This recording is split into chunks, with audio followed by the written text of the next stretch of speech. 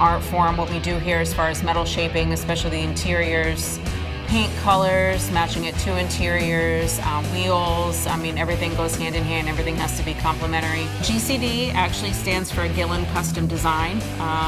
Gillen is a combination of my partner's name and my name, Gil and Linda.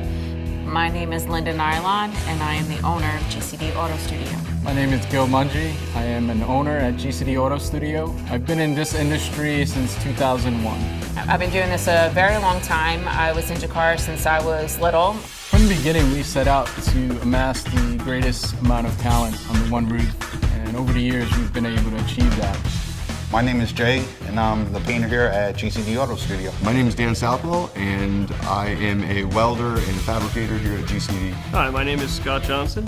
I'm a mechanic here at GCD, and a little bit more than that. If I weren't doing this, I would be doing something along the lines of marine biology. My name is Ken Arnold. I'm a fabricator here at GCD. If I wasn't doing this, I would be a barista because I do like coffee and I like to figure out how to make those weird shapes on top of the coffee. So my name is Koba.